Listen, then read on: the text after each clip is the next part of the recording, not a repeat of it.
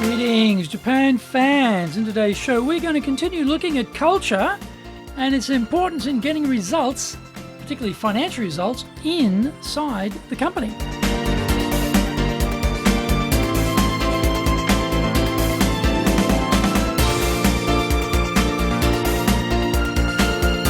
Maishu, arigatou gozaimasu, and welcome back to the Leadership Japan series. I'm your host in Tokyo, Dr. Greg Story, your corporate coaching and training guy, the president of Dale Carnegie Training Japan, the best-selling author of Japan Sales Mastery, and my new book, Japan Business Mastery, of broadcasting around the world from Minato-ku in the center of Tokyo, the leadership capital of Japan. Now, this podcast brings insights, examples, and experience about leading in Japan. Trust me, it is different here. If you have feedback on the show, preferences about potential future topics, don't keep it yourself. Let us know.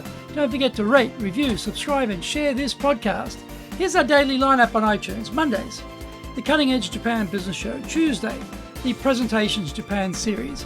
Wednesdays, the Sales Japan series. Thursdays, the Leadership Japan series. On Fridays, the Japan Business Master Show. And my new shows on Saturdays now, Japan's top business interviews. Before we get going, today's handy Japanese phrase is saite. This is like really bad. Like if you're asking about the service or the quality of the food at a restaurant or something, you want to say it like it was really bad. You just say saite, saite, saite. You know, if you're talking to a client, you just wouldn't say, saite. It's too informal. If you had to explain something that was really terrible, you might say, saite gozaimasu, saite de gozaimasu, saite gozaimasu, something like that, saite gozaimasu. It'd be pretty unusual to be using that sort of term with a client anyway, but you might be talking about something new.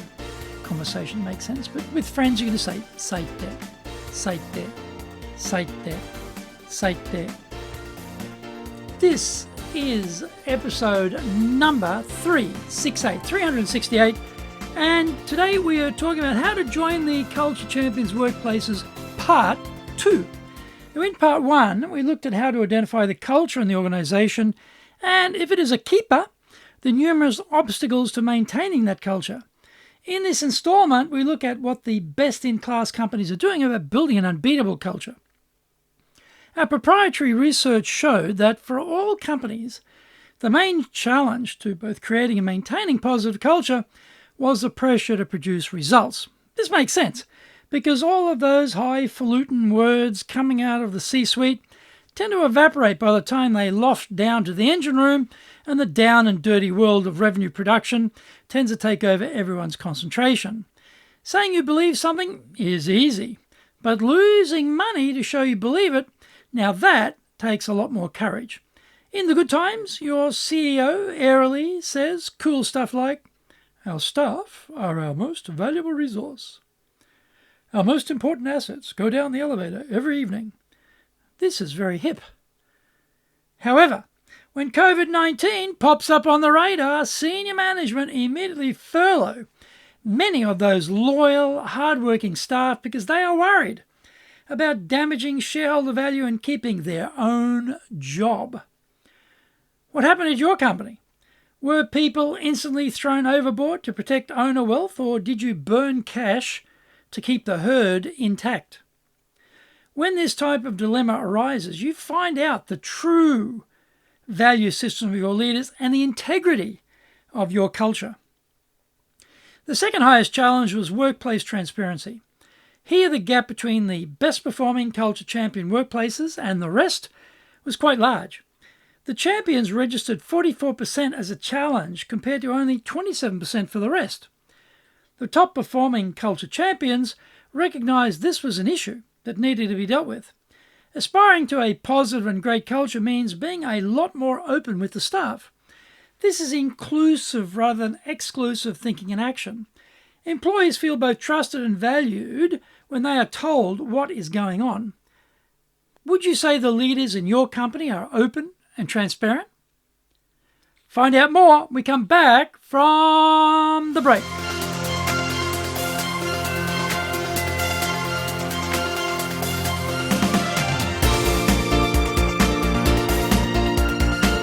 Today's show is brought to you by our public courses, but we also have custom in-house programs. Now we have these online, we have them in the classroom, we have them available in English, we do them in Japanese, you name it, we've got it.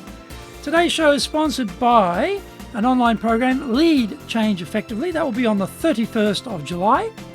On the 11th of August, we'll start at 11, actually be a 3-day program. It's the Dale Carnegie course, 3-day version. It'll go 11, 12, 13 of August. That's the 3-day Dale Carnegie course. On the 17th and 18th of August, we'll do high impact presentations. Okay, 17, 18, high impact presentations. That's in August. Now, our website is full of useful resources, so go to enjapan.dalecarnegie.com. Remember, you can email me at greg.story@dalecarnegie.com. If you like learning by watching videos, we've got over 960 at our YouTube channel, Japan, Dale Carnegie TV. We're releasing 3 TV shows every week on YouTube. The Cutting Edge Japan Business Show, that's the premier business show in Japan. That comes out every Monday. Fridays, we have the Japan Business Master Show. And now on Saturdays, we release Japan's top business interviews. This is where I interview leaders from small, medium enterprises all the way up to the corporate titans of industry here on the topic of leading in Japan. Don't forget, get my book, Japan Sales Mastery. That's the Bible for selling in Japan. And my other book, How to Master Business in Japan, called Japan Business Mastery.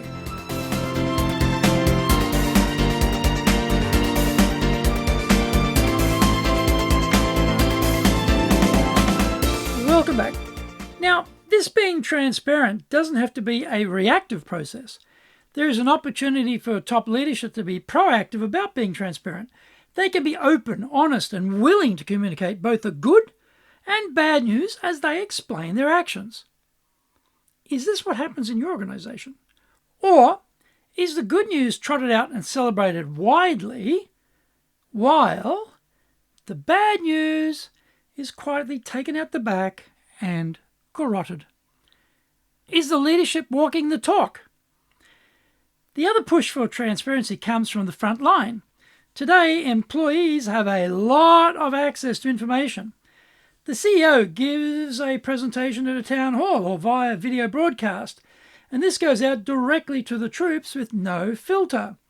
Matrix organizations also provide opportunities to access information from colleagues scattered around the firm and from a variety of managers beyond your immediate supervisor.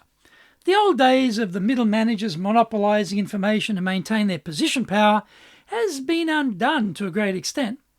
At your firm, are the middle managers conduits of what is going on, happily sharing the news from the upper echelons? Or are they like squirrels, busily hoarding the news to maintain their power over everyone? The advance of tech has also challenged the transparency of companies and the alignment of what they say with what they actually do. The marketing department and the investor relations department put out a beautiful version of what is happening within the firm.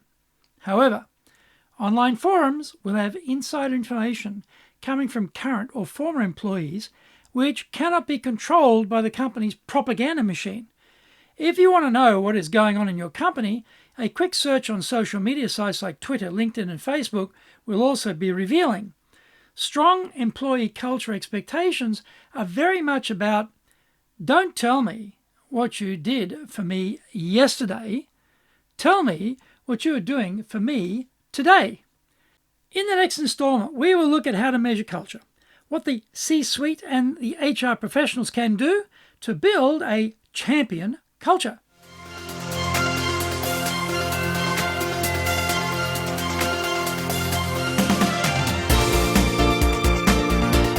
Thank you for joining the Leadership Japan series. If you found the program useful, and tell your family, friends, and colleagues. Don't forget to rate, review, subscribe, and share this podcast. You can contact me at greg.story@dalecarnegie.com. Lots of great stuff at our website, enjapan.dalecarnegie.com. Until the next episode, take what you thought valuable, put into action, because idea application is what makes winners winners. So be one of them. Remember, I'm your corporate coaching and training guy here in Japan, ready to help you grow your business.